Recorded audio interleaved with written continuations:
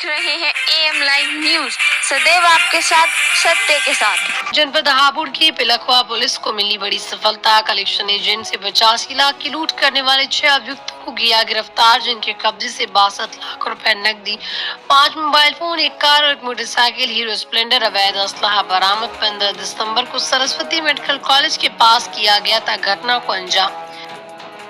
दिनांक 15 दिसंबर को एक सरस्वती मेडिकल कॉलेज के पास ओवरब्रिज पर एक लूट की घटना हुई थी, जिसमें एक बाइक सवार जो अपने बैग में 85 लाख रुपए लेके जा रहा था, उसको मोटरसाइकिल पर सवार 2 बदमाशों ने लूट लिया था। उसकी मदद में एक वर्ना गाड़ी थी जो सफ़ेद रंग की, जो उसकी मदद में थी, उसके साथ साथ चल रही थी।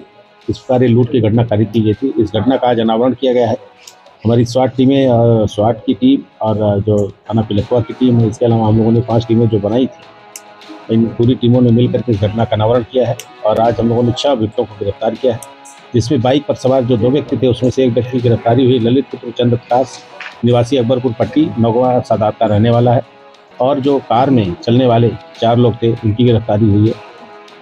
कार में अदनान और सावेद और नावेद 3 व्यक्ति कार में थे, और 2 व्यक्ति जीशान और सावेद और भोला, इन्होंने जो सूचना देने का काम, मुखबिरी का काम किया था, जो कि उस जो आढ़ती है उसके 1-2 दुकान के बगल में ही एक दूसरे आढ़ती के यहाँ नौकर का काम करते थे, वहाँ से इन लोगों ने सूचनाएं प्राप्त की थी।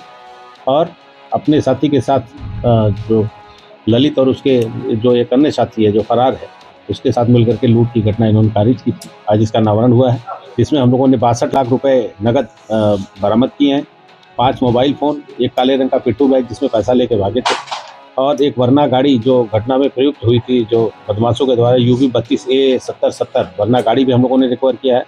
एक स्प्लेंडर मोटरसाइकिल जिसपे जो बदमाश, जिसको मुखबिर ने बदमाशों को इशारा करके बताया कि ये गाड़ी जा रही है, उस गाड़ी नंबर को इशारा करके जिसके इशारा किया, तो हम लोगों ने स्प्लेंडर गाड़ी बरामद की है। साथ ही साथ एक तमंचा 315 बोर का 2 जिंदा कारतूस हम लोगों ने बरामद किया है। सर, ये जो रकम थी, ये रकम किस व्यापार से जुड़ी हुई थी? ये ग्रेन का काम करते थे, और ग्रेन का काम में इनका इस रकम का लेन देन होता था।